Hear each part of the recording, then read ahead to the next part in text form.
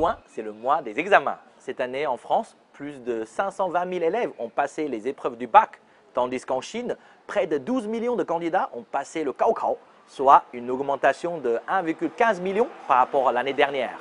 Petite précision, à Shanghai, les épreuves ont été reportées d'un mois à cause du confinement. Aujourd'hui, dans Sur le bout de la langue, on ne va pas parler du système scolaire chinois, car pour ça, je vous invite à revoir l'émission 14 du Journal débridé. Nous allons parler des matières que les jeunes Chinois doivent passer au Gaokao. D'abord, un petit rappel. Gaokao, Gao au grand, Kao, test, examen. On peut presque le traduire par l'examen le plus haut. C'est le sésame d'entrée pour les études supérieures. On dit souvent qu'il a un niveau équivalent au bac français. En réalité, le Gaokao ressemble plus au concours des CPGE, classes préparatoires aux grandes écoles. C'est une vraie compétition pour les adolescents. Voyons ensemble les noms des matières. Première matière importante, la langue chinoise. Vous me direz Hanyu, la langue des Han. Non. Zhongwen, les caractères chinois.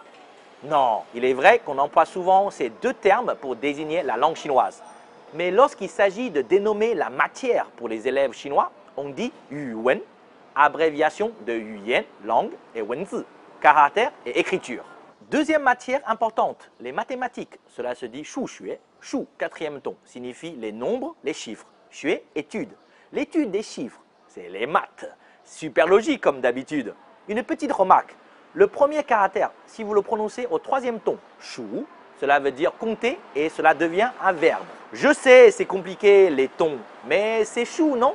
Troisième matière importante, la langue étrangère. Waiyu, Wai, extérieur, Yu, la langue. Il faut savoir que la plupart des élèves apprennent l'anglais. Yingyu, Ying vient évidemment de Yingguo, le Royaume-Uni.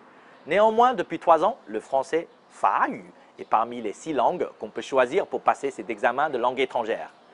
La langue chinoise, les maths et la langue étrangère sont ainsi 3 matières obligatoires et il n'y a pas de coefficient comme en France. Ensuite, il existe 6 autres matières, dont 3 scientifiques et 3 littéraires. La physique se dit Li, ou objet, Li, raison. La raison des objets, c'est la physique. Je trouve ça logique. En français, c'est pas facile entre la physique et le physique. C'est un peu un casse-tête chinois pour ceux qui apprennent le français. La chimie se dit Hua Xue, Hua, changer, transformer. Xue, étude. C'est l'étude des changements et des transformations. C'est assez clair et simple à comprendre. La biologie se dit normalement Sheng Wu Xue, Sheng, vivant, ou objet. Sheng Wu signifie les êtres vivants. C'est donc l'étude des êtres vivants. Pour une question pratique, on emploie Sheng Wu tout simplement pour parler de cette matière. L'histoire avec un grand H se dit Li Shi. Li peut signifier le passé, le calendrier, les expériences. Shi, les chroniques. C'est donc l'apprentissage des chroniques du passé. Ça fait sens, non? La géographie se dit Ti Li, Ti, la terre, Li, la raison.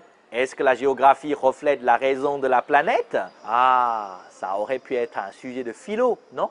En parlant de la philo, on n'a pas cette matière. En revanche, nous avons une matière intitulée Si Xiang Zhengzhi. Si Xiang, pensée, idéologie. Zhengzhi, politique. C'est l'étude des pensées politiques en Chine.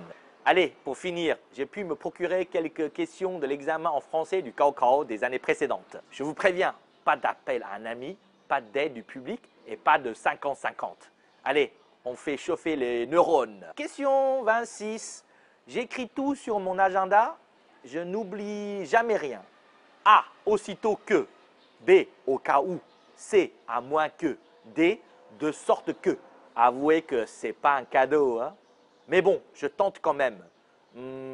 C'est D. Voilà, c'est fini pour ce Sur le bout de la langue, sur le Gaokao. Allez, je vous dis à la prochaine.